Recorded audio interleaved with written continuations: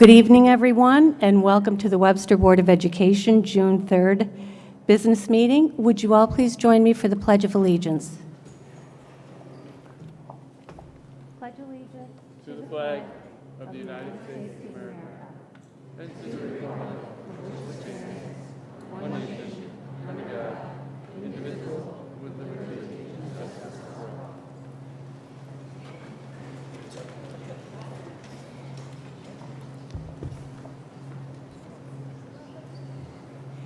Can I have a motion, please, to move out of executive session? Mike, and a second? Linda, all in favor? Okay, thank you. The end of the year is fast approaching, including the signature events that celebrate students and their accomplishments. We certainly hope that we don't experience another year as challenging as this one was. However, we also know that because of all that we have learned and experienced, the guidance from school district governing bodies will be more informed, and we will have clearer lines of communication.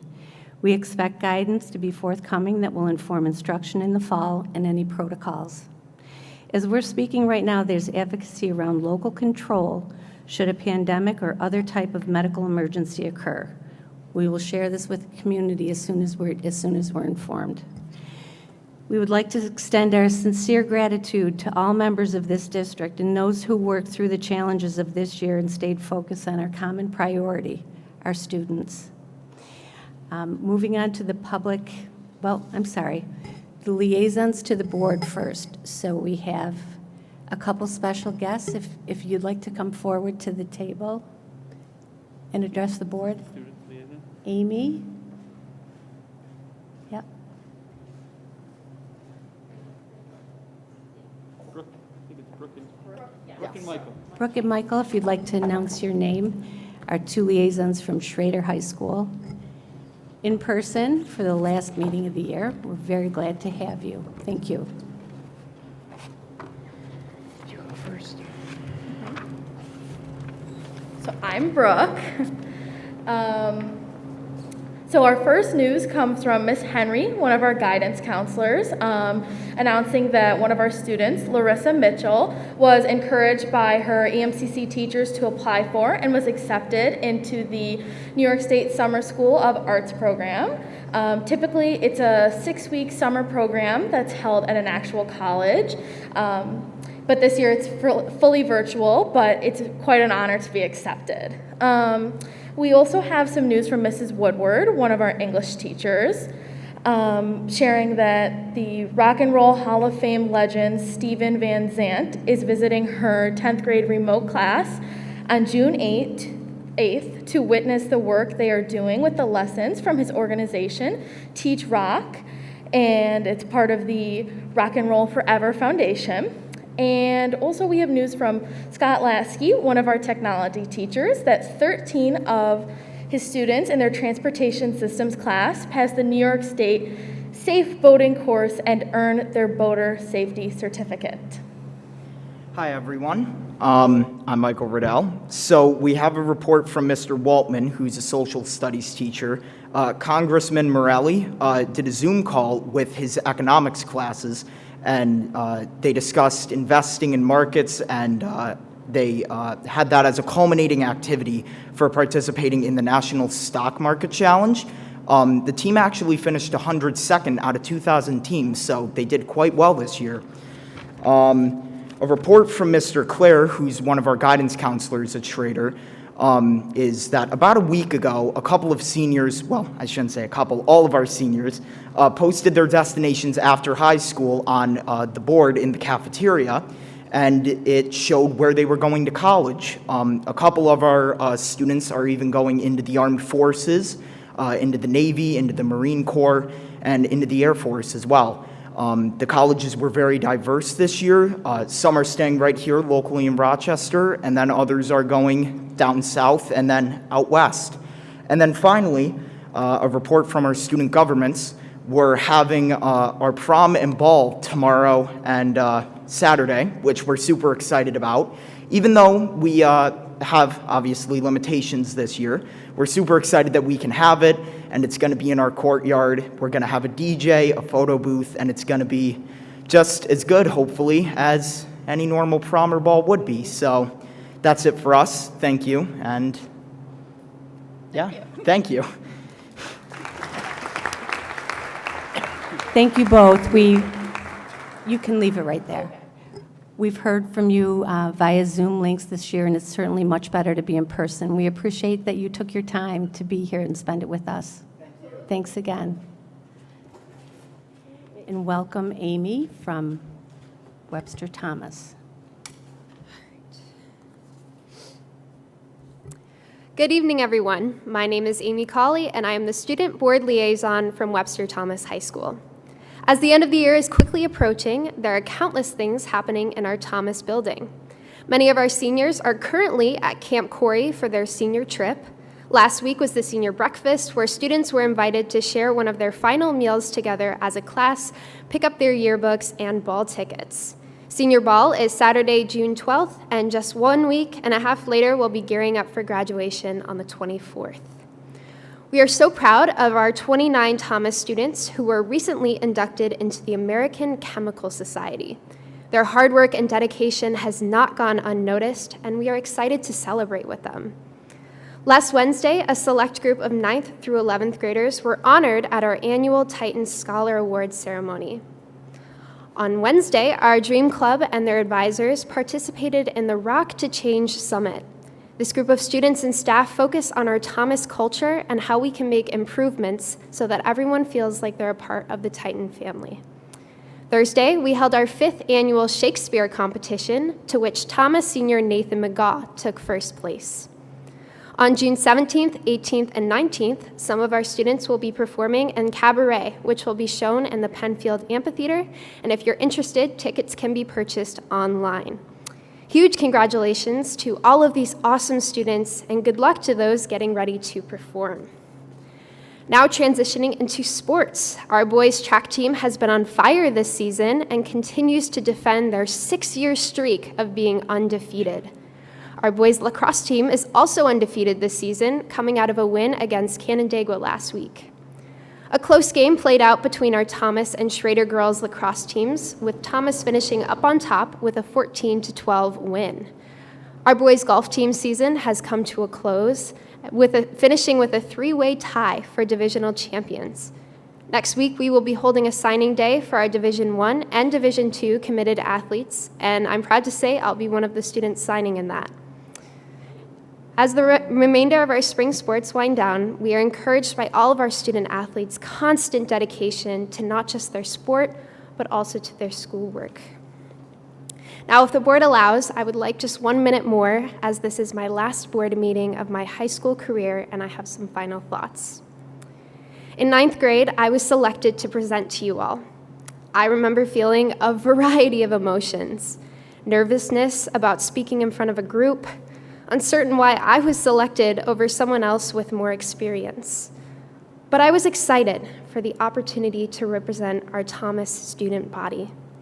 These last 4 years, I have undoubtedly grown so much as a person within this role.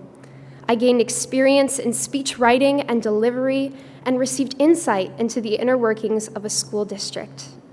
I'm excited to announce that in the fall of 2021, I will be making the 18-hour drive to Midland University in Fremont, Nebraska. I'll be studying business and digital marketing, and I've been blessed with a scholarship to go compete on their shotgun team. As this chapter of life comes to a close, I'd like to thank you all for what you've done for me these last 4 years. Leaving is bittersweet, but I can assure you that Charisma and Lauren will continue to represent Thomas High School well. Thank you again, and I hope you all have a wonderful evening.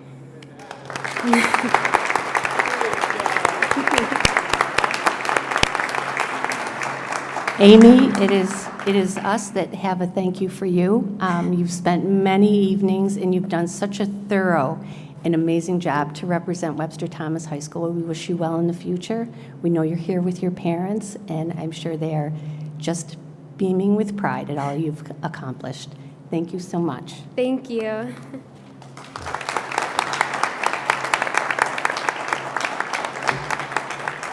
Thank you. Thank you, Amy, Michael, and Brooke. It is so great to hear student voices here again in person. So thank you guys so much.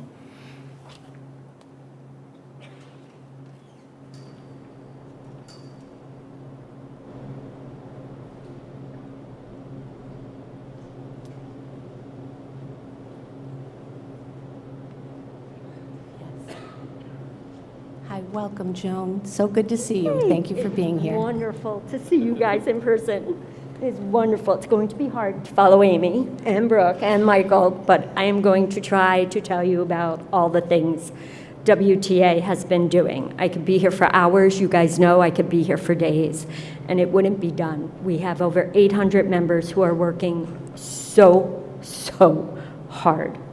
Our 1211 programs, wow, they rocked it. Catherine Goodman has been recognized not only by her peers for all this amazing positivity she brings to schools and her classroom, but she put together a videotape with her students and their lyrics. How cool. Brave. Noble Armstrong focused on some serious vocational technology programs that can be done here at our schools and working with our students. So to all of them, thank you. Members recognize them and really do admire working with them.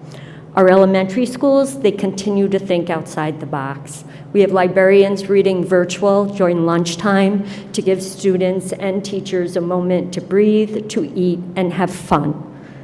Our state road music teacher, Stephanie Jones, she's worked with interviewing even as young as first graders, working with different people in the building and getting to know their musical likes and dislikes and the cultural, really, what is out there and what pieces are doing by all staff in the building. Our WTA members and student councils at every level across the district have been working tirelessly. That's not unusual, that's usual. They continue to weave in fun bonding experiences with COVID-friendly guidelines and more opportunities, as these wonderful liaisons have highlighted, are being able to happen. Proms, balls, field days, spirit weeks, celebrations, sports, they're getting it in before the school year ends. Planning is not only done in our schools, it's never been confined to the four walls of a classroom or a building. However, COVID brought new ways for WTA members to break through barriers, to overcome obstacles, and to plan for success, to have students learning right from March 13th of 2020 through today, through tomorrow, and through all of Webster. WTA members at Willing, they report that they have their students laughing at them because literacy teachers and librarians have been nerding out, as the kids call it, on projects. And they are so excited by what is being done regardless of the pandemic and the learning, the thinking, the questions, the projects. It doesn't stop there. UN, Model UN, continued at Schrader, and they were as proud could be to have students not only talking about pandemic, but those UN topics that are hard, that exist, human trafficking, drugs, the things that are going on in this world that did not stop because of a pandemic hit. And kids are learning and learning to speak up and looking at them from different angles and learning to write speeches. Yes. And deliver those speeches. So kudos to all of those teachers. Parents at Thomas are recognizing the work of our WTA teachers, especially people like Eric Thurley and others among them who are constantly sending out Remind, whether it's text or classroom or the Remind system, and finding those ways to reach kids while balancing helping them grow, be responsible, be independent during a pandemic. Remote WTA rocks, literally. They had mentioned Susan Woodward. She is the one who has been chosen, and next week there will be a guest speaker during her virtual classes. I could go on about those remote teachers. You know that. They did an incredible job trying to figure out how to navigate through this. I get logged off of Google Meets. I could not do it. WTA members, they're amazing collaborators. Schrader Library, 12 new projects. 12 new projects on top of what they've been doing. And one of those projects has been called, Can Civil Engagement Happen Outside the Neighborhood of Make-Believe? It's been accepted and it will be showcased at the 101st Council of Social Studies that will be held in November of 2021. Sports, coaches, arts, music, wow. They floor me the way concerts outside, inside, wherever they can get kids engaged, doing and as many people there as possible and safe. And they continue. There are coaches, you guys know it, where fall coaches find themselves in the spring and they're coaching in the spring as well. They're having practice back to back. There was a beautiful thank you written in partnership with our PTSA that WTA received. Touching email was sent to all members sharing. Families, program coordinators, administrators, and community members have been given such loving, heartfelt feedback and appreciation of WTA members all month long at PTSA meetings. Families, specifically, are so appreciative and touched by the WTA members across all 11 buildings who signed up to surprise seniors, and it is continuing going on right now with their own graduation baskets. Some of the members have signed up to celebrate multiple seniors, and at least one person for the second year in a row has taken 5 seniors. It has brought tears to the eyes of many to see their elementary school and middle school teachers show, as well as their high school, loved children, still how loved their children are, and how they remained in the hearts of all WTA members. The Luminary Walk is another way we are in conjunction and partnership with our PTSA. Oak Tree, I congratulate you, and I know you will hear in detail about wonderful winners we have this year. Retirees, we had a mobile follow-through last year. We're going to bring them back this year, and we're celebrating together. Cannot wait. Sue Casey, Mike Zuffaletto, our best to you. Thank you for all your time. Shannon, Jennifer, congratulations, and we wish you luck. A huge thank you again to all WT members who swarm my email with many things schools are doing. It's an honor to be the liaison and share with you, the board, the things going on in this district. Together we're strong, and we wish you health, kindness, peace, and love. Thank you so much, Joan. We've appreciated your time and all the effort that it takes to collate from 11 buildings, all the activities that are going on, and we really appreciate your time in doing that. Thank you. Moving on to our... Liaison? We're good? No, that, yeah. We just wanted to. Moving on to the public comment portion, we will honor the amendment to our policy for the remainder of this year. We appreciate the comments of the community and believe every individual that speaks has a vested interest in the education of our students. Your comments are important to us. Concerns raised will be referred to the district administration for follow-up or action where appropriate. The board will not be responding to comments during this session, but please be assured that we are listening. Finally, we ask individuals during their speaking time to model the conduct we expect from our students in school daily. Please be respectful of others in your words, conduct, and demeanor. We will observe the 3-minute time limit this evening because we have a very full agenda. I do understand there's an additional person wishing to speak at the end, and that's absolutely fine. Now I'll turn it over to Cindy, who will introduce the speakers. You can please come forward and have a seat at one of the microphones at the table and announce your name before you start speaking. Thank you. First is Laura Dwellaby.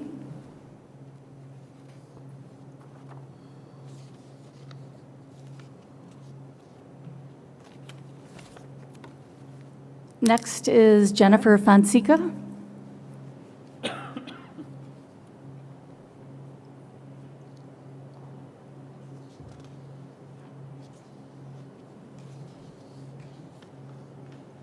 First of all, is this on? Yeah.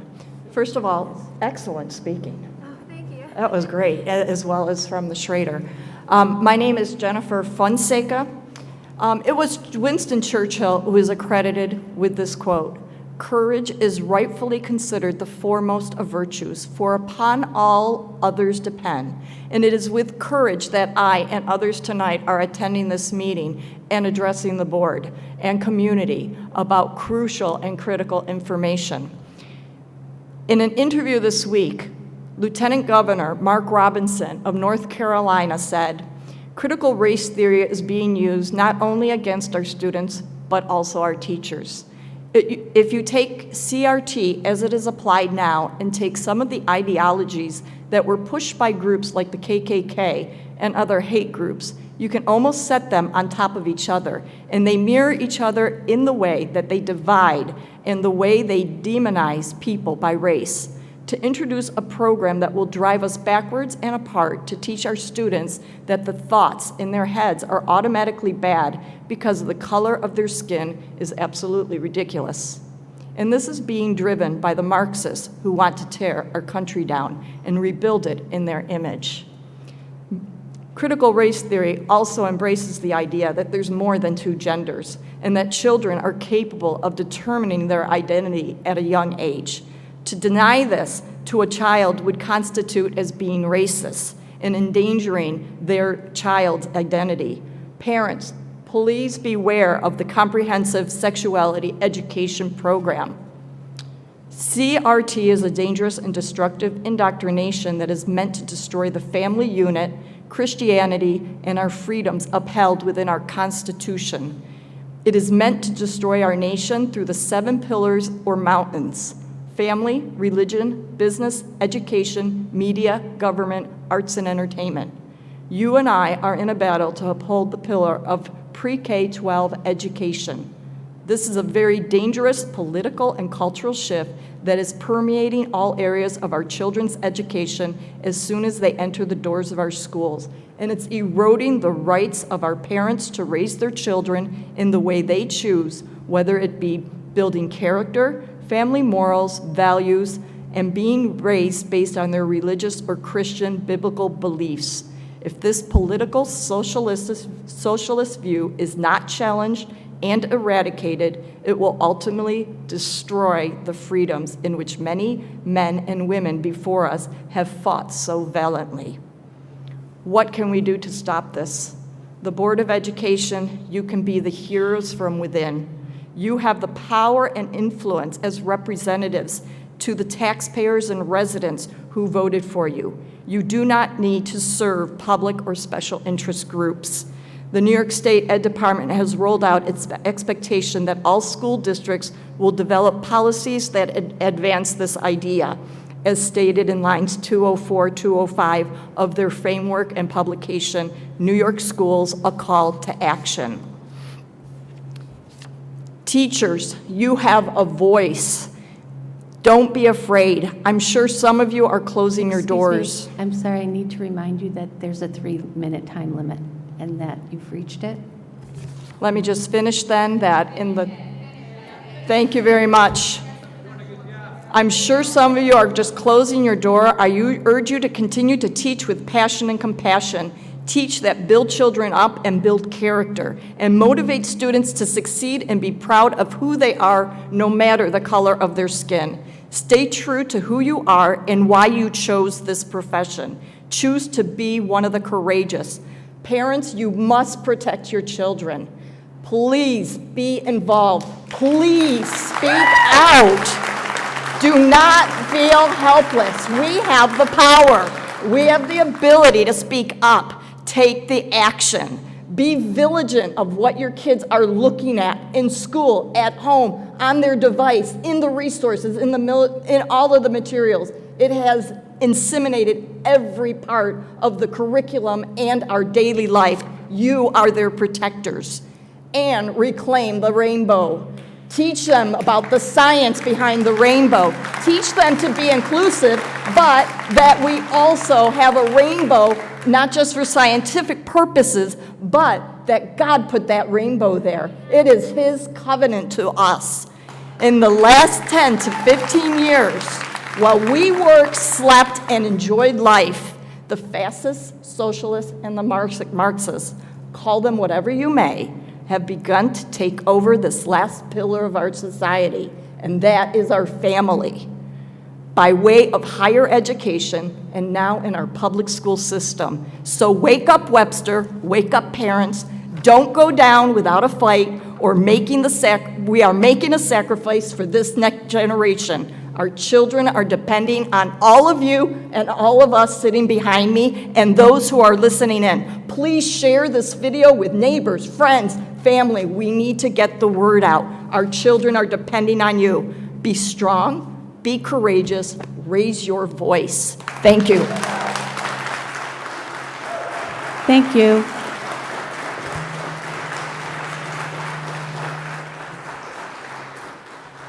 Jason Seawick.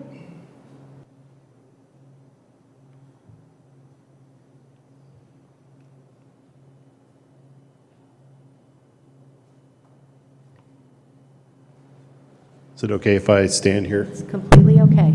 You're welcome. Good evening. My name is Jason Seawick. I requested time to speak this evening as a father of 3 kids in 1st, 6th, and 8th grades. During the May 6th board meeting, President Gorowski addressed parents wanting to speak at the meeting. She outlined there's a policy for speaking and said, we are welcome to email or call, but none of those options are ever used. That is false. I wrote multiple emails to the board over the last few months and never got a response. However, I was notified on LinkedIn that Mike Alt looked at my profile after one of my emails. Hey Mike, I'm Jason. Nice to meet you. Mr. Gamina's profile on LinkedIn says he's still the superintendent here. You may want to talk to him about that.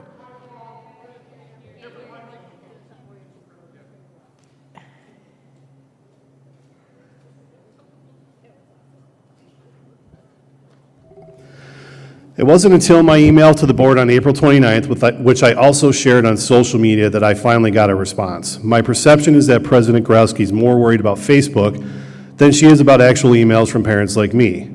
The response resulted in a positive phone call between President Gorowski, Interim Superintendent Neenan, Brian Freeman, and myself. It was productive and appropriate, and for the first time, my questions were addressed verbally and in writing. I learned that according to President Gorowski, she believed 90% of the faculty and staff at Webster were vaccinated. Mr. Neenan shared the weekly positivity rate of school COVID testing was about 0.5% each week going back to January. In light of that information, I wrote a follow-up email on May 18th, and I asked 2 questions that you still haven't responded to. Do you believe the daily health checks are obsolete? Well, why are we still doing daily health checks? Should I post those on social media to get a response? So far, all I found on social media is parents voicing their concerns about the failure to reopen schools, former Superintendent Gamina, and the curriculum. During the May 6th meeting, as parents demanded to speak, the police were called. I see you here tonight. Thank you for your service. There was another statement that stuck out from President Gorowski. She said, "We are not prepared for this. This is not the way it's going to go down. It can't." We are not prepared for this. When I started writing the board and former Superintendent Gamina back in March, I wanted to know why Webster could not return to school and why Webster needed 10 weeks to prepare for reopening while other districts were doing it in March. Webster was not prepared for this. Over 30 hours of board meetings, I've watched them all during the school year. We heard the reasons why we can't open schools: the CDC red zone, the 6-foot rule, New York State Department of Health, Monroe County Health Department, cohorting. During those 30 hours of board meetings, not one single member of this board spoke up and asked a question as to why we can't reopen schools. That's embarrassing. The board never responded to my emails, but former Superintendent Gamina did. I could tell on the first phone call that he was trying to placate me with empty promises.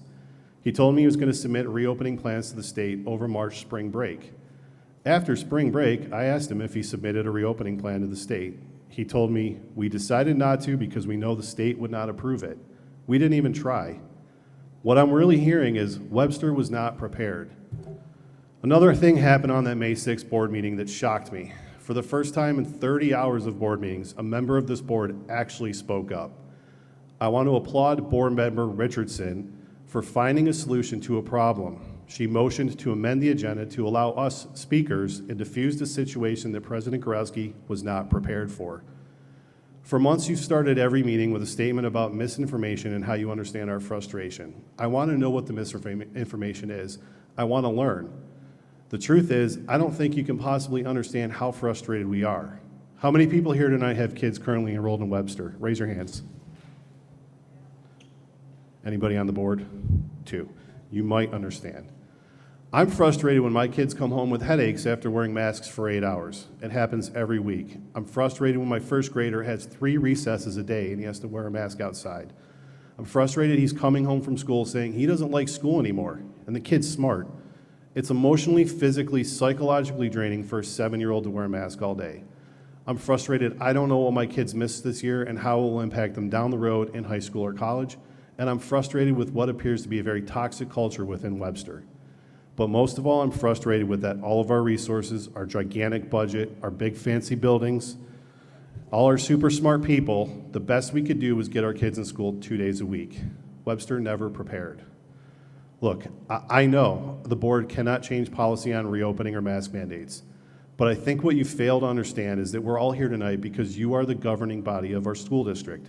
You were elected to be our advocates. You have a big voice for one of the largest districts in the area. My perception is that you're not using that voice. Sending a letter in June is nice, but where were you in March or January or even September last year? Finally, the Board of Education election was held on May 18th. We're going to have 2 new board members sitting here next month. You probably weren't prepared for that either. I don't bring up the curriculum or federal civil suit because I wanted to focus on my perception of this board and the failure of the board to advocate for me and communicate with me, and I presume hundreds of other parents. Those issues I'm concerned with. They've created trust issues here at Webster. The board has work to do to repair that trust that I blindly gave for the last 9 years. You all signed the board governing mission and communication statement. On those statements, there's 4 points where I believe the board failed. Values and promotes positive and productive relations in the community, takes accountability for its own performance as a governing body, practices the highest level of ethics and integrity, and awareness of public and human relations is critical. Ignoring parents, blaming misinformation on social media is not productive, nor does it promote positive relations. There's 7 of you sitting here. Take the time to actually talk to people like me. Stalking parents on LinkedIn, sending cease and desist letters to parents, jeopardizing board candidates' livelihood by threatening their employer, these are examples of a complete lack of awareness of public and human relations. Why don't we set up a town hall meeting where we can ask questions and get answers in public? Maybe the PTSA.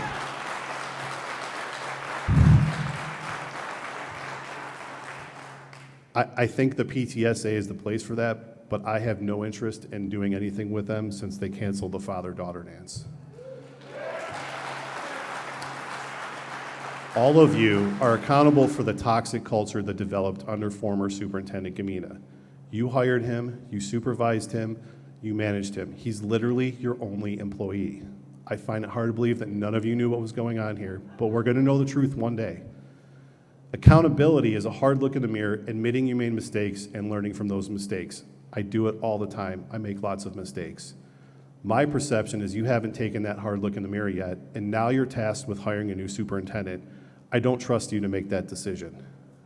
Ethics and integrity.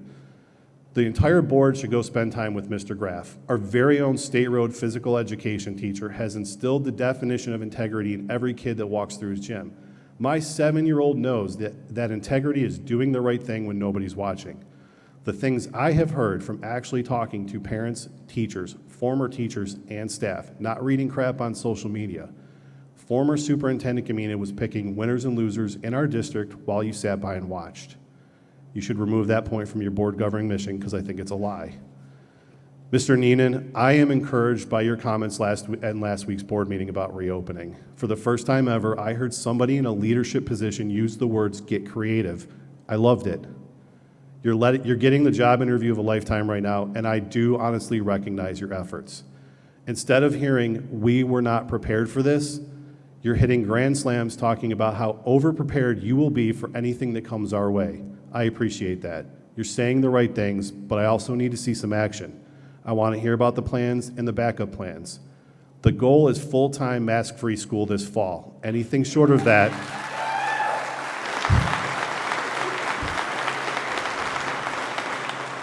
anything short of that, and I'm considering it a failure.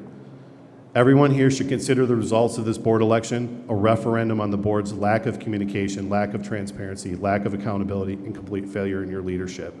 The toxic culture that developed under your watch with former Superintendent Kamina is your responsibility. The federal civil suit is your responsibility. And advocating for parents like me is your responsibility. I am willing to help you. All you need to do is call. You have my number. Thank you.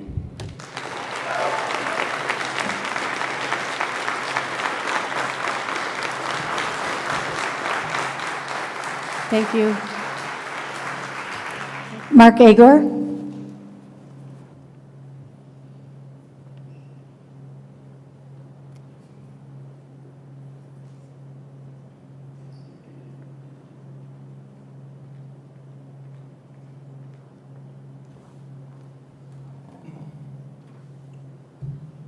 Hello.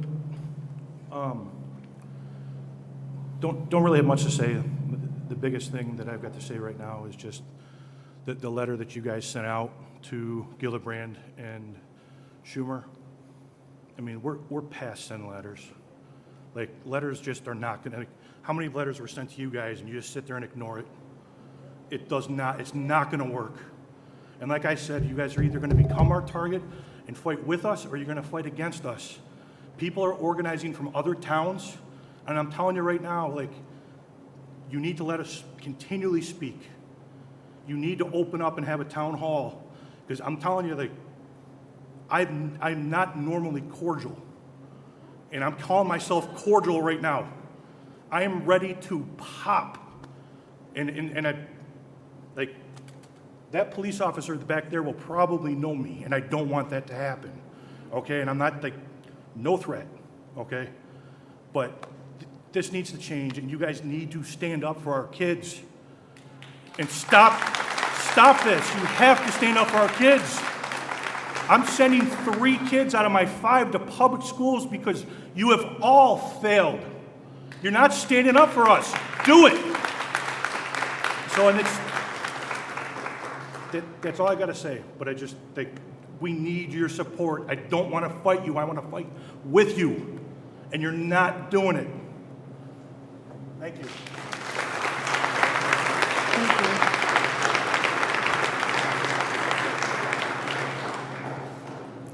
you. Lena Cole?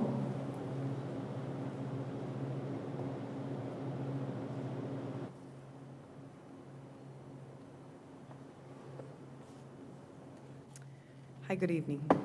My name is Lena Cole. I'm a mother, grandmother, registered nurse, and veteran. I'm coming to the board to speak about several concerns. My first concern is with the lack of transparency in our curriculum. How is the curriculum being taught? What resources are being used to teach this curriculum? What is the curriculum in detail, not just in the posted summaries?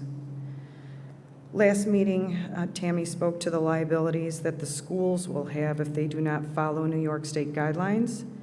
My second concern, and I ask, why must we follow these guidelines if they're not based on facts and science? Why are we not in a position to disregard the guidelines when they are proving to not be effective? Parents are trusting authority figures by blind faith. Who is really liable or standing for our precious kids? Parents are having to deal with the byproduct of what the following these guidelines that don't work have done to our children. Science, there's plenty of scientific data out there and proving and showing all the harmful effects. The CDC is creating recommendations and guidelines when they are major stockholders in the COVID-19 vaccine. This is a conflict of interest. They should be challenged. And I ask, where has our common sense gone?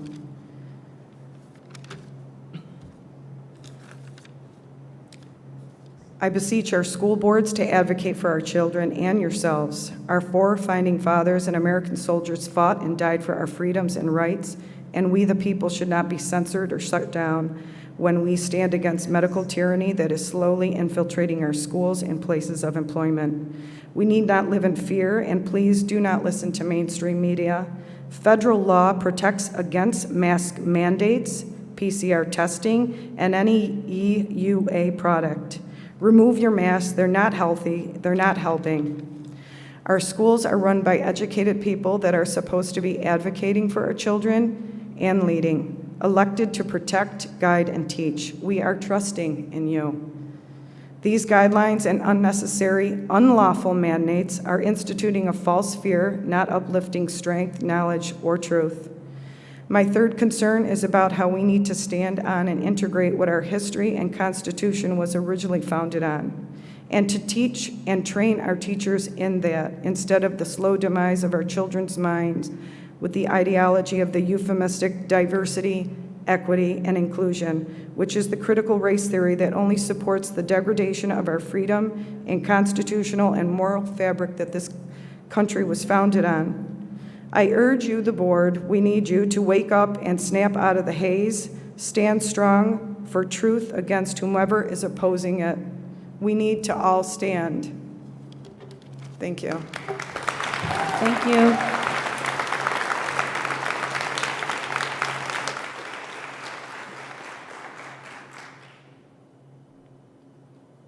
Two more later.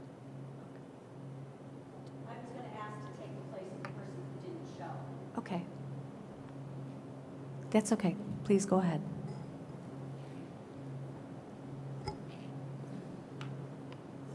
Thank you. That way I don't have to wait till 8:30 and you guys can get out a little earlier too. The good news is I timed mine. It's about 3 minutes and 10 seconds. I'm going to start by reading you something that I wrote about my daughter. I'd estimate that my daughter spent an entire year of her 18 on this planet walking backwards and conducting to the music around her. On the off chance there was no music playing, she conducted to the music in her head. I'd ask her, conducting to the music in your head again? Watch where you're walking. You're about to squish the cat. She's a shy kid. She doesn't even like being called on in class. This is a diametric opposition to the very same kid whose deepest desire it was to be drum major of the Webster Marching Band. So when the shy kid auditioned and got the part, the first time she performed, the thrill was as much ours as it was hers. We spent 4 exhausting, exhilarating, expensive years living the rituals of a band season. The home game performances, the life-size banners of senior portraits plastered to the fence of the Schrader football field, the last inside joke, the last year-end banquet, the final thank you speeches. She got a senior year this year by default. She had a senior recognition ceremony this year by default. At the conclusion of this year's season, which was socially distant and measured in mere minutes of actual music, she fist bumped a few bandmates. She is safe from COVID, whatever that means. But mostly she's grieving, lonely, and a little bit sad. A few fist bumps, no fanfare, no traditions, no closure. She looked around in the darkening, almost empty Schrader parking lot that last rehearsal. She stared down at her shoes and silently walked to the car. She sobbed. I did too. I posted a longer version of the story on social media in the days that followed. There was messages and responses of empathy and understanding, even from strangers. Even if they didn't know my child, they saw the same heartbreak in their own. The complete story can be found in a November email that I sent to the superintendent and all 7 of you board members. I received not a single response. My message tonight is this: the parents and community members did not elect you to represent us with your opinions. We elected you to represent ours.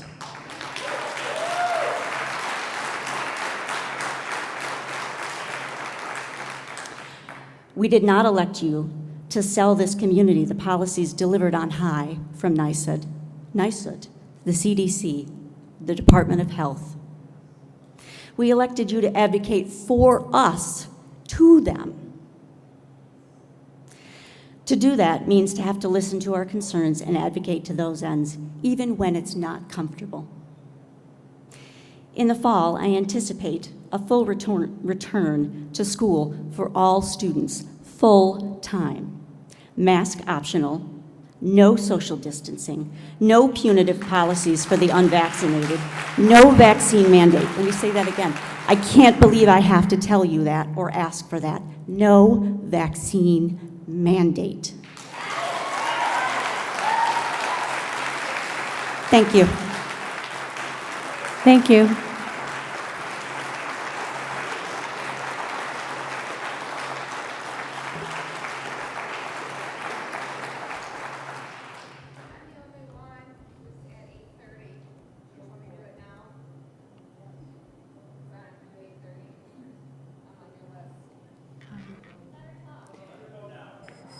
Go ahead. Go ahead.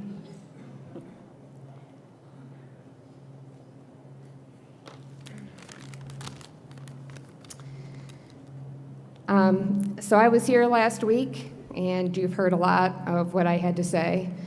My question tonight is the elementary kids last week at Plank South, they ran the mile on an 85-degree day with masks on. And I want to know if any of you have a problem with that, if any of the principals or vice principals have a problem with that. Because if you don't, then you're part of the problem.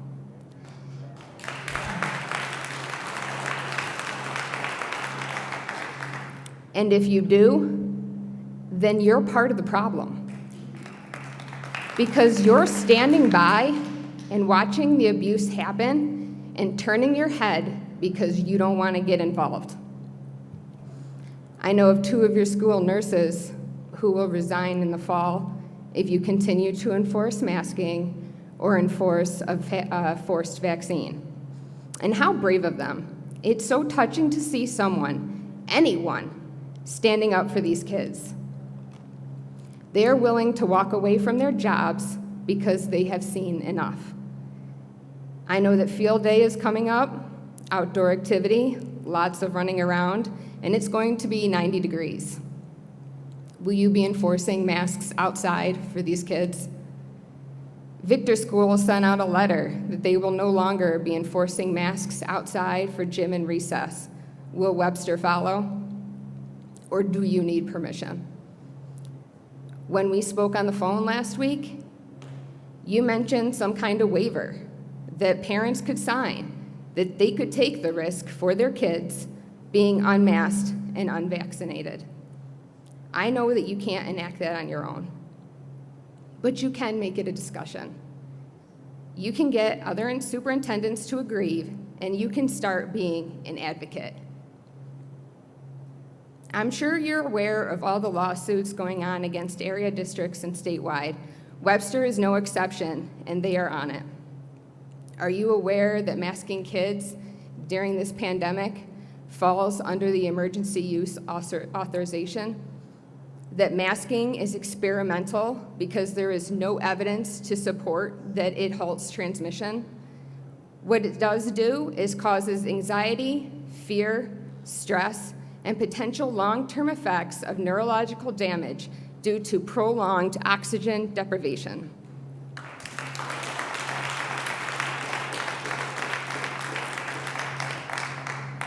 The FDA's guidance on EUA of medical products requires the FDA to, quote, ensure that recipients are informed to the extent practicable given the applicable circumstances, that they have the option to accept or refuse the EUA product, end quote. Are you aware of this statement? Have you informed all students that they have the option to refuse? The United States Code of Federal Regulations and the FDA require the informed consent of human subjects for medical research. The EUA COVID-19 products, including masks, are unapproved, unlicensed, investigational products that are all in their experimental stage. It's unlawful to conduct medical research on a human being, even in the event of an emergency, unless steps are taken to secure the informed consent of all participants. Are you aware of this? We do not consent. Take the masks off our kids.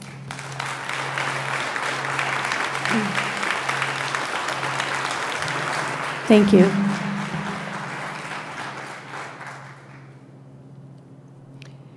Moving on to the Oak Tree celebration. Every year, it's a partnership between PTSA and WTA. Parents nominate a teacher who they believe has gone above and beyond for students, and those teachers are recognized each year with the Oak Tree Award. Today, we have Wendy Sardella, who has represented and worked on behalf of this award for years. Everyone who would like to be part of this, please come forward and take the seats behind, and we'll introduce the recipients and allow people to say a few words.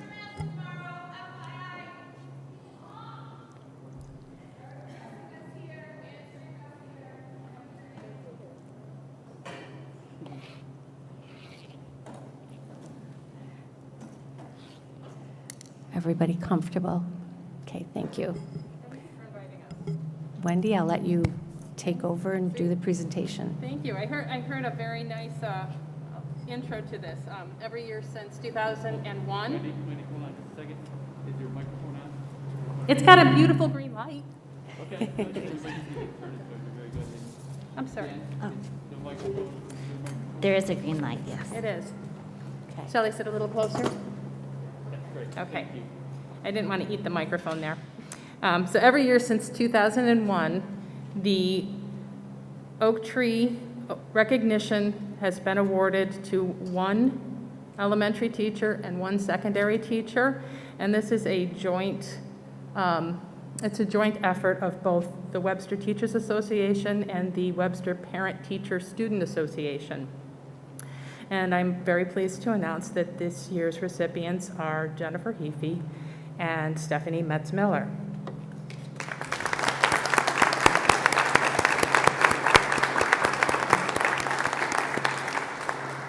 If I can take a few minutes to talk about each one, I have a fairly extensive biography of both. I'm going to excerpt it for everyone's sake at this point, because I think that people would like to see a little bit of what's left of the daylight when they get home. So I'm going to start with Jennifer Heafy. She is this year's elementary recipient. Jennifer has been teaching for 29 years, all of them in Webster. She has actively served on many committees, attends conferences, and has been active in the WTA in a variety of roles. Last year, she established a women's committee in Webster, which she chairs. Jennifer Heafy is a National Board certified teacher, a National Geographic certified educator, and she actively pursues new learning opportunities. She understands how strong reading and writing skills equip students for learning. Jennifer monitors all students and reports progress to parents, sharing enriching opportunities and deftly differentiating and bringing parents into the conversation with constant updates. It is said of Mrs. Heafy that she understands how strong writing skills benefit students by equipping them with communication and thinking skills. Her focus on reading and writing create a love for writing, and she goes above and beyond to ensure her students receive the best education she can provide. We are so lucky to have her teaching in our district. She is dedicated to teaching with integrity and stands as a shining example of leadership for our children. Our secondary recipient is Stephanie Metz-Miller. Stephanie has taught every level of physics and helped initiate new courses, including optics and photonics. Students and colleagues describe Mrs. Metz-Miller as collaborative, professional, and dedicated to her students because she makes science engaging. She was nominated by Haley Bolton, who said she is the best and makes such a hard subject easy, so easy to understand. I enjoy every day coming to her class as a sophomore, and now again this year. Her class is the best way to start my day. Stephanie Metz-Miller continues to improve her knowledge and teaching. She works hard for the success of her students. She collaborates professionally at the local, national, and international levels Most recently, she was selected to attend the International Teachers Workshop at CERN, the particle collider in Switzerland, last summer. Although it was put on hold, the recognition from outside academic groups speaks volumes to her academic background. And I would like everyone to take a look at just a representative sampling of just some of the great teachers in this district. We had 30 different teachers nominated over, I believe, 46 nominations. This was our first year nominating by Google Form, and I think some people didn't trust it, so they put in several repeated nominations for some people. And so it was a great experience to be part of that, and we know that every time we see the documentation that comes in on teachers, we're going to be wowed, we're going to be humbled, we're going to be brought to tears. So thank you for allowing us a few moments of your time. Thank you, and congratulations. We're so glad that you could be here, and this can be televised to share with the wider community so that they're able to be able to congratulate you as well. Thank you so much for all you do.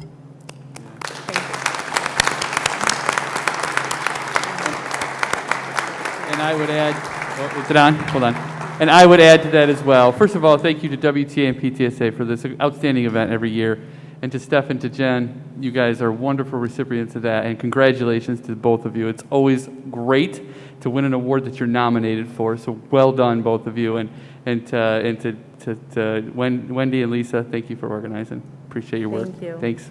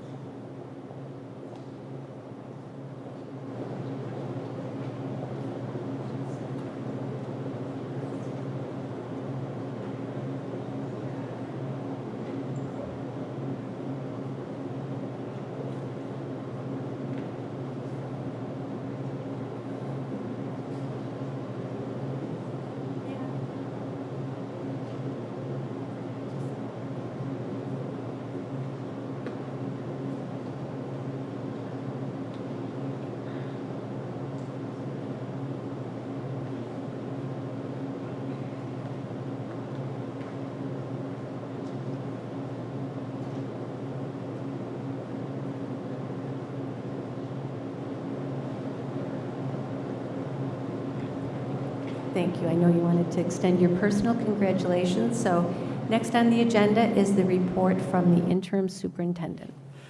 Thank you very much, and yeah, thank you for letting me have that minute there. Okay, so first thing I wanted to say, I think a few people have left, and tomorrow, all Monroe County superintendents will be sending out to their communities a copy of the letter that, as a group, we have written and we're sending to the governor, asking him to consider a myriad of reopening items to ensure a successful full reopening in the fall. Please be on the lookout for that. There are some things that I think that we've talked about in this room, we've talked about as a board that we are definitely advocating for, and I think that the community will be pleased with many of those advocating items.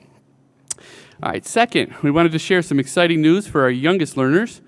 With the passing of the New York State's budget, additional funding has been allocated to all districts to expand universal pre-kindergarten programs. And in Webster, that funding will allow us to have a total of 13 classes be dedicated to the UPK program. The program will be housed in all 7 of the district's elementary schools, plus childcare partners Kids First and Doodlebugs. There is no cost to attend this program. More student spaces are also available, and families may apply now by visiting the news story on our website, websterschools.org. Next, I'm going to move on to the segment that I started last week that I'm going to continue, I think, is Webster Campus News.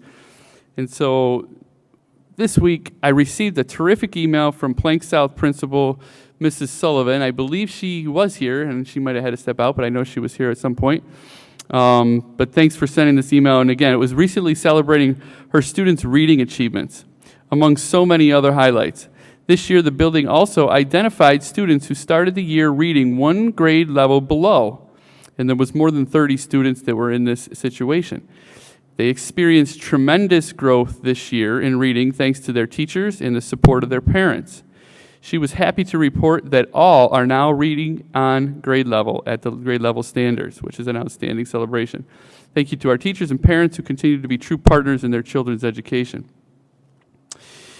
You can also see 2 proud trophy winners up there on the board from Plank South's annual science fair that was held virtually this spring and featured about 80 students who participated and excelled in this much-anticipated event. Battle of the Books was also a hit again this year. And thanks again to Mrs. Sullivan for highlighting these exciting news stories from our Plank South Eagles. Our Webster Schrader and Webster Thomas seniors are anticipating many events that we've heard from tonight from our WTA rep and also from Joni and also from our students at Schrader, Brooke, and Michael. Thanks again for them coming tonight. One of the things that I wanted to highlight outside of some of the things that they did was we had our Summa breakfast at Schrader this morning, and our Summa breakfast for Thomas is actually next week. What a great event. I had a chance to stop by there this morning and really enjoy seeing our students and all the amazing accomplishments that they've had.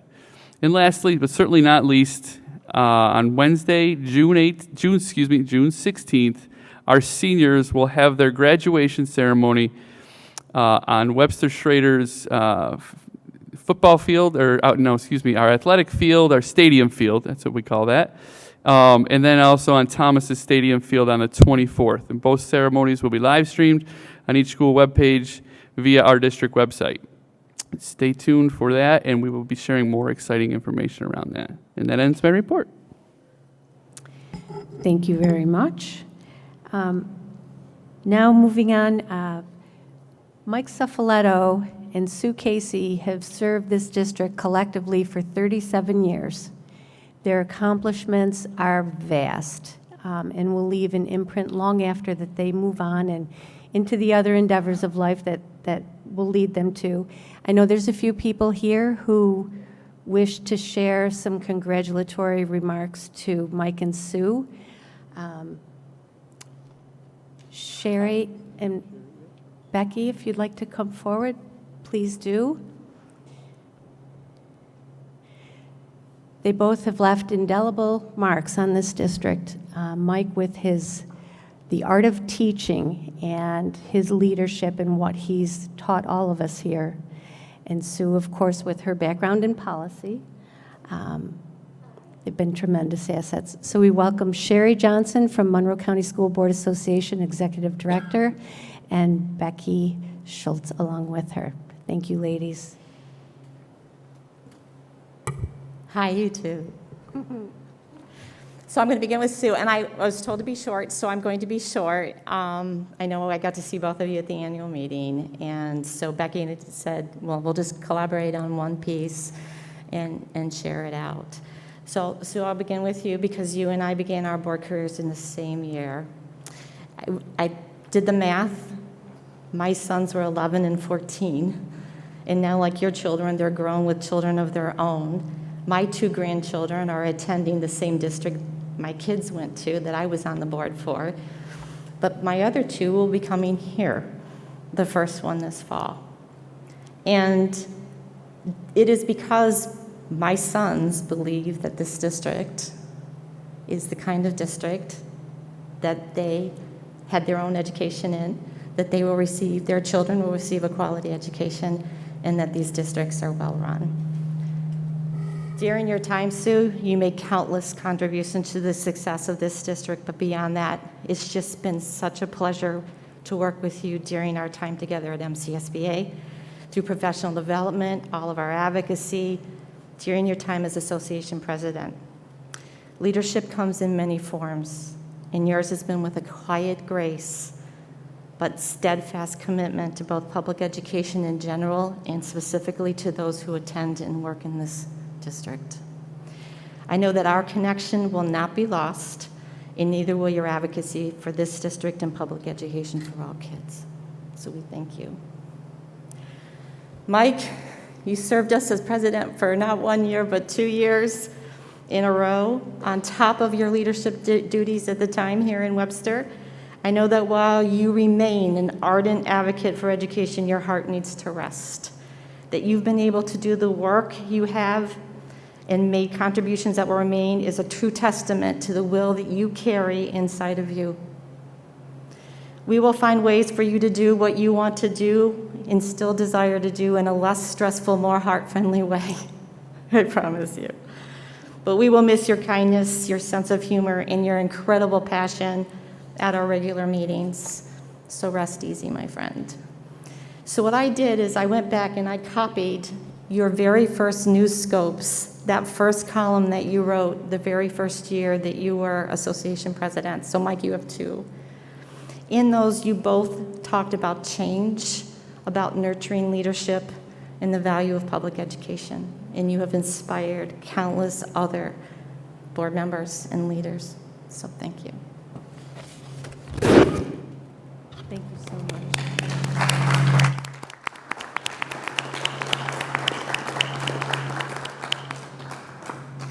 I believe.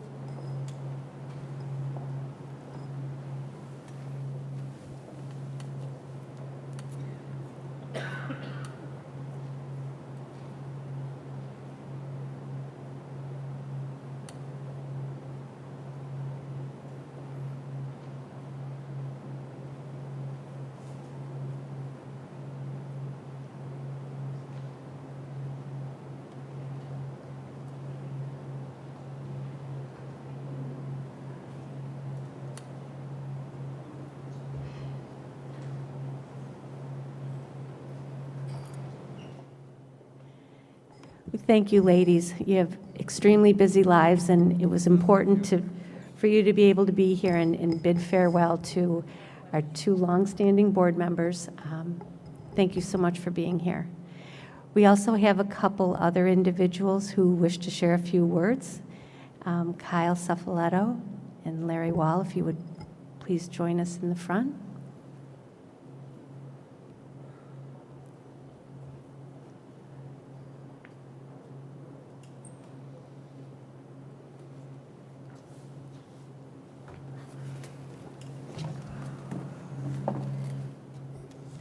Hey, Dad.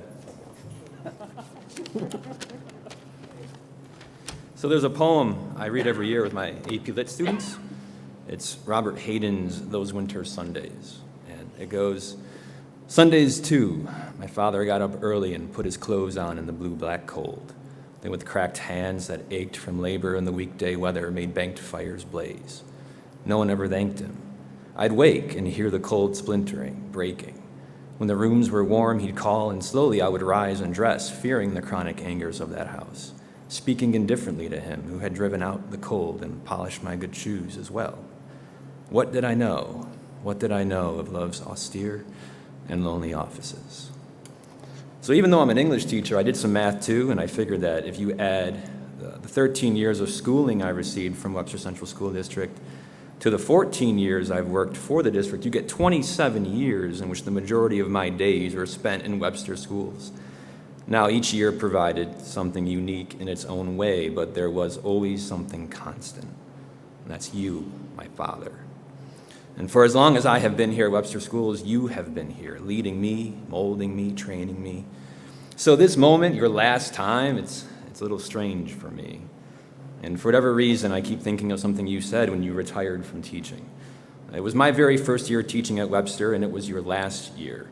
I was helping you clean out your classroom at Willink because the new teacher hired for your position was ready to get into the room.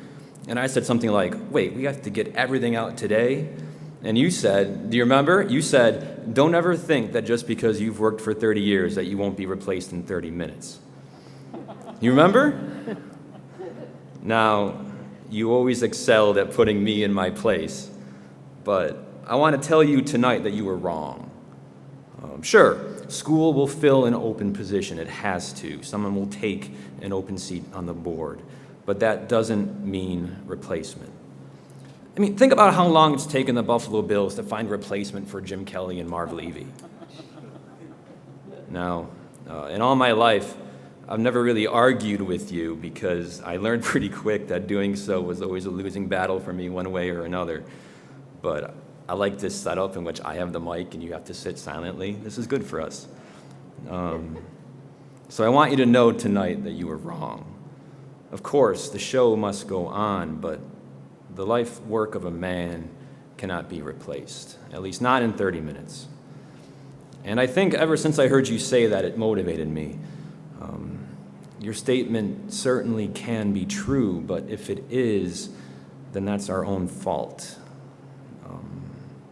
I have a hunch that we can't take anything with us when our time is up. I'm learning, though, that it's easier to move on to whatever our next destination is, whether in this life or the next, when you know what you're leaving behind. So even though old age should burn and rave at close of day, you, my Father, can go in peace, knowing that I am behind you. I will continue the good work you began in me until it is finished. Like you, my life's work will be right here. And my hope is that, like you, if not more so, that I will be irreplaceable. So here's to you, my Father, there on the sad height. Curse, bless me now with your fierce tears, I pray. Do not go gentle into that good night. Rage, rage against the dying of the light. I'll see you Saturday.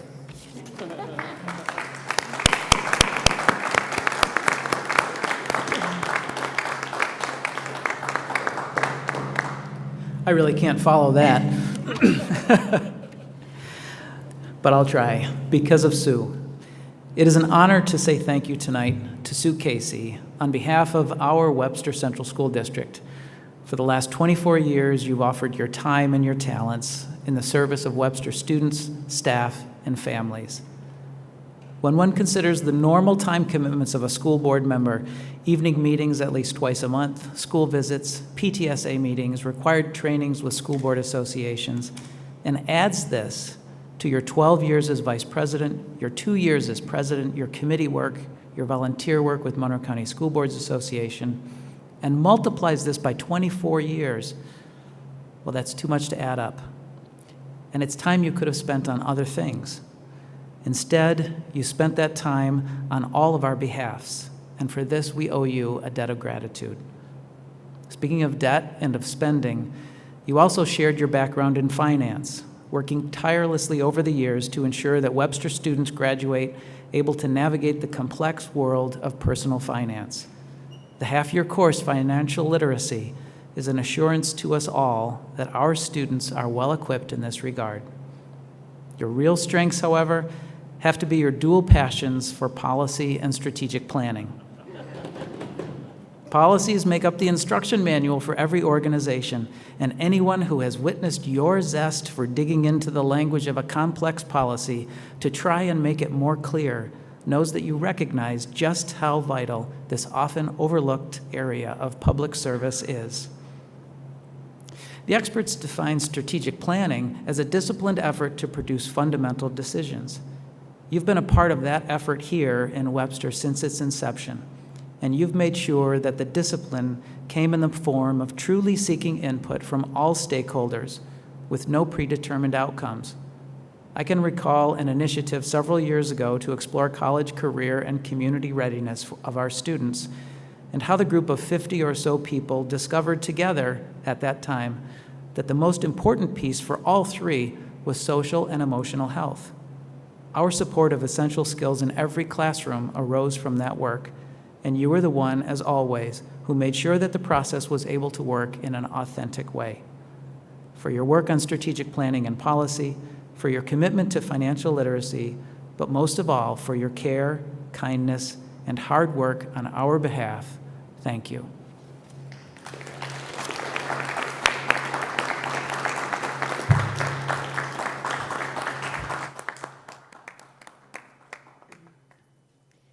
So, Tammy, can I say a few words? absolutely. All right. Thank you, Kyle. I have spent almost a half century dealing in one form or another with the education of Webster's youth. And I'm very proud of everything the Board of Education has accomplished while I've been a member. It was in this very building that I was hired by the administration of Ross Willink, Joe Klimshot, Jack Harton, and Dick Freed. And I thought they were a very, very good team. But this present administration, and I'll start with our board clerk, Cindy, and I'll move on to Brian and Dave, as well as our directors and our communication team, hi back there, and our technology personnel. They're second to none. They make Webster a great place to work. Now, I've always thought of Maria as being an outstanding teacher. And I thought I did a few commendable things as well. But I think Maria will agree with me when I say I don't think that she or I could hold a candle to what her daughter and my son are doing in the classroom. It is our teachers that make Webster a great place to have your child educated. Literally and figuratively, I have a broken heart as I move on, and I hope for nothing but the best in Webster's future, and I thank all for allowing me this great opportunity for the past 40-plus years. So thank you all.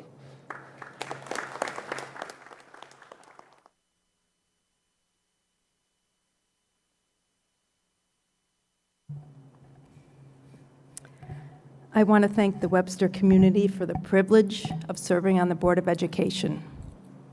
It's been a pleasure watching our students learn and grow, and I have the utmost confidence that they will turn into amazing leaders that will make great decisions for us. It's also been a pleasure getting to know many of you over the last 24 years, and I appreciate your dedication to public education and to our students. Especially Janice, Mike Alt, Maria, Tammy, Linda, and Mike Cefaletto.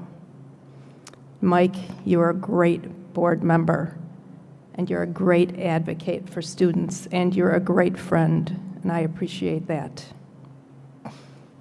I do wish the leadership team all the best. Brian, the board, the newcomers, Shauna and Jen.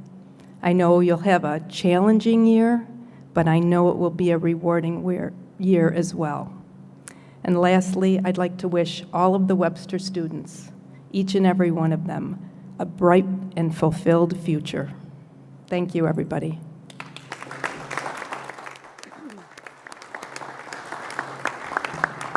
We have something very lighthearted to share because I'm not sure how we're going to say goodbye. But for now,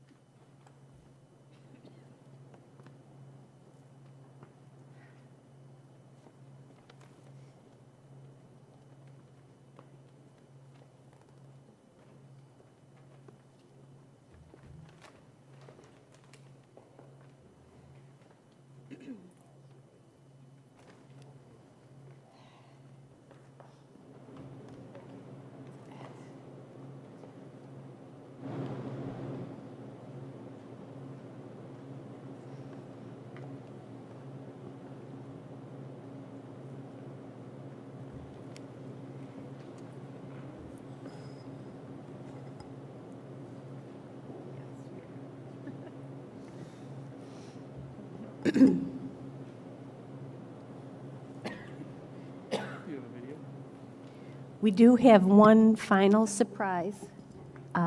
Mike?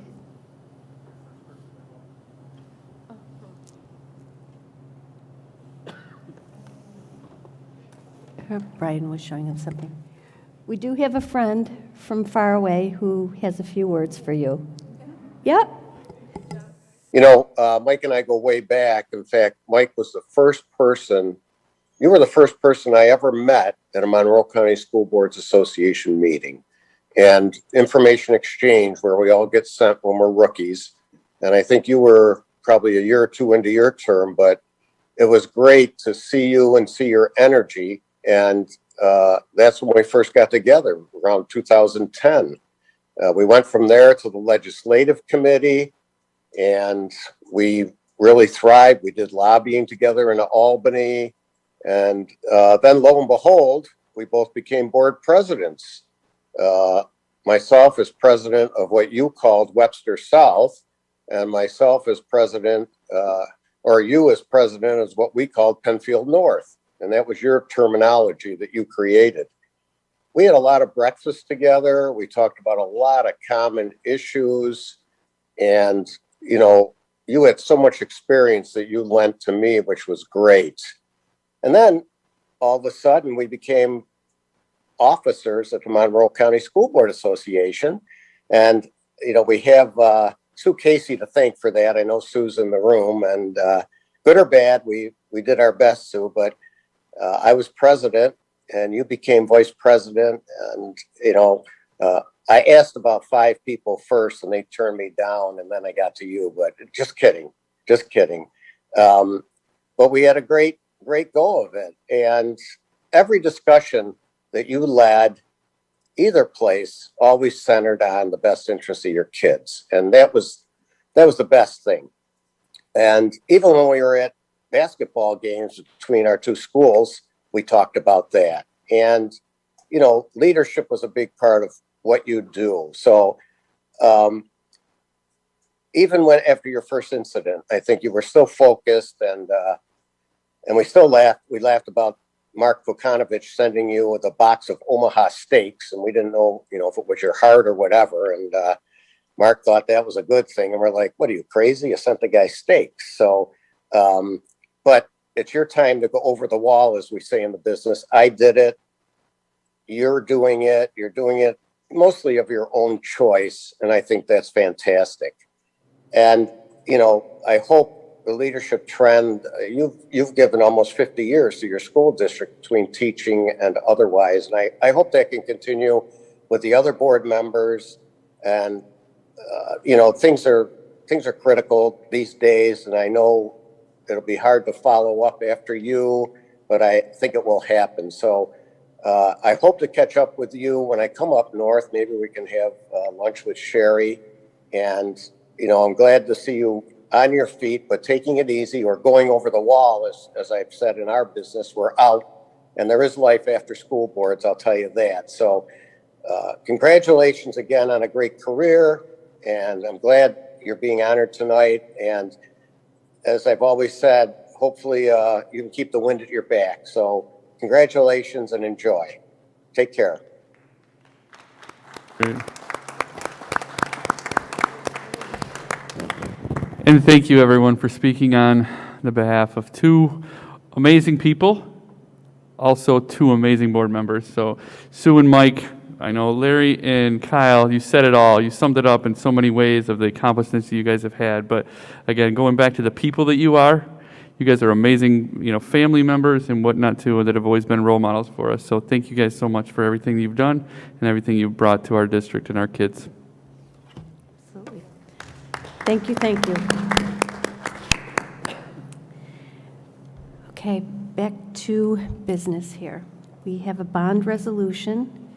Brian, if you'd like to walk us through that, it does require a roll call vote that we'll all participate in. Thank you. We need a roll call vote because this is binding the district to borrowing for the buses that were proposition that was recently passed. So we'll do the roll call vote for the approval for me to go ahead and execute the borrowing so we could get our new buses this summer.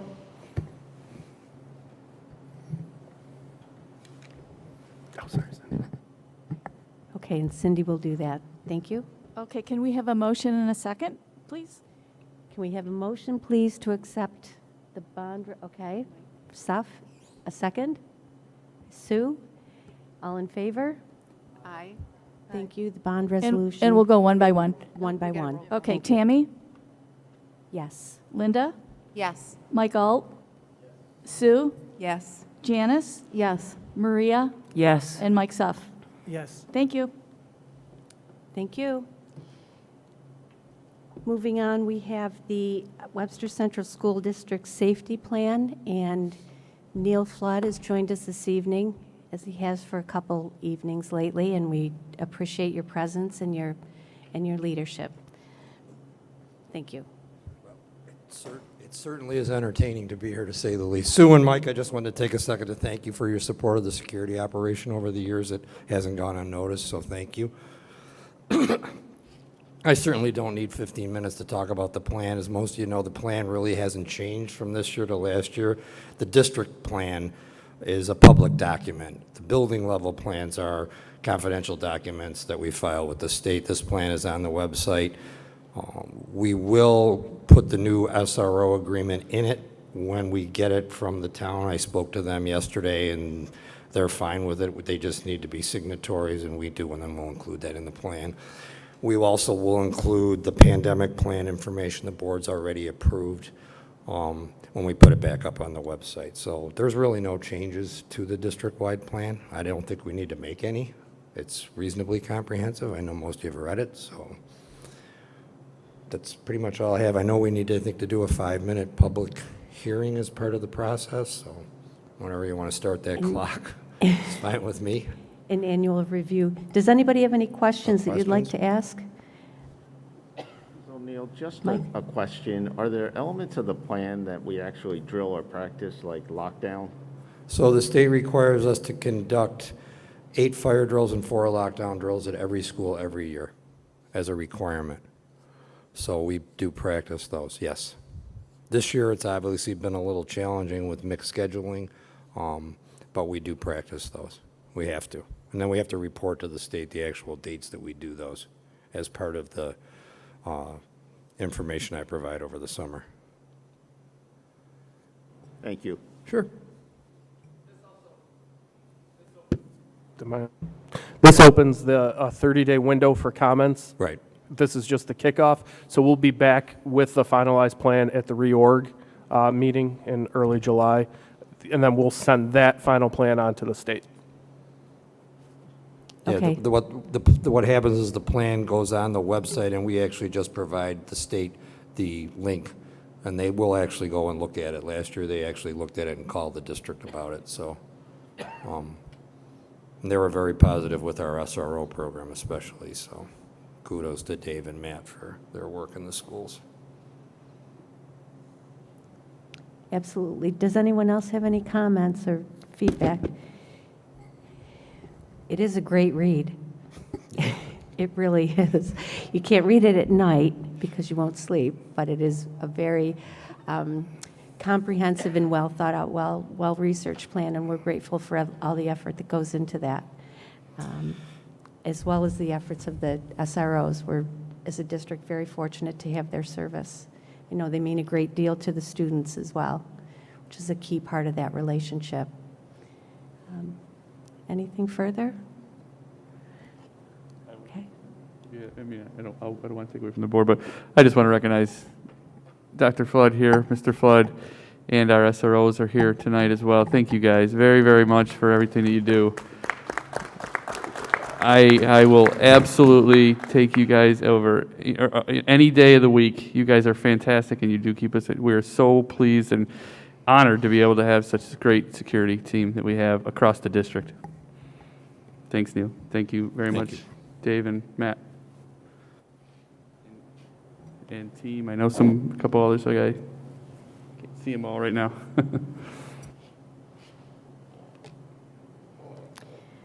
Thank you very much. Having heard that, can we have a motion, please, to accept the WCSD safety plan? So moved by Mike. Second, Maria. All in favor? All right. Thank you so Thanks. much for your time and for being here this evening. Thanks, folks. We appreciate it. Next on the agenda is the second reading of the draft of the Board of Education calendar.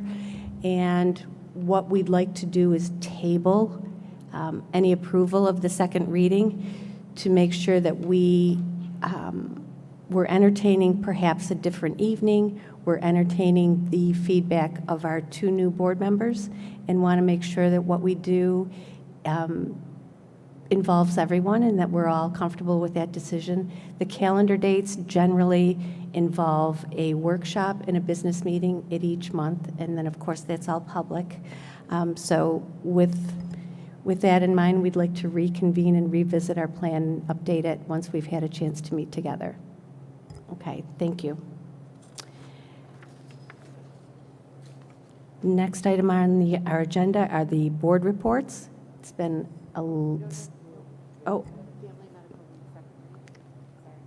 policy. What was I thinking? Policy. The second reading of the policy 3180, family medical leave. Yes. This is the second read of the family medical leave policy, and as I said last time, really just an effort to streamline our policies, make them shorter and more concise, and put the regulation part in the regulation manual as opposed to having it in the policy manual. And there wasn't any questions the first go-round, so I think we can just take it to a vote unless there's any new questions. No? Okay, yeah, fairly straightforward. Can we have a motion, please, to accept the second reading of policy 3180? Maria, second by Sue. All in favor? Thank you, motion carries. Moving on to policy. crowd. Moving on to our board reports, we have our school liaison reports, and I believe, we, absolutely. It's on. Would I be out of line to ask that we table or suspend the reports tonight just for the benefit of all? In the interest of time? Yes. Okay. I mean, I don't know if it's appropriate or not, but I worked a long time on my 4 reports, but I'm willing to forego it at this point. I don't know, it's up to you. I think in the interest of time, if that's okay with everyone, we can find a different way to share that information. The board reports as well. Okay. That's okay. That's Well, I mean, okay. I respect. Can we just send them to Cindy and Yeah. put them in the, okay. So then we would be entertaining a motion to amend the agenda and submit the reports at a later date. Okay. Then can I have a motion, please, to do so? I'll make it. Maria, and a second? Michael, all in favor? Aye. Thank you. And that leaves on our agenda the consent agenda. Superintendent approval of minutes, personnel actions, recommendations of the Committee on Special Education, and some co-op bids. Can I have a motion, please, to accept the consent agenda? I can't see. Second. Mike, in a second? Second. Sue, all in favor? Aye. Thank you very much. Motion carries. And with that, can we have a motion, please, to adjourn? I will make that motion to adjourn. Sue, and a second by Mike. Appropriate. Thank you. All in favor? Have a good evening, everyone, and thank you.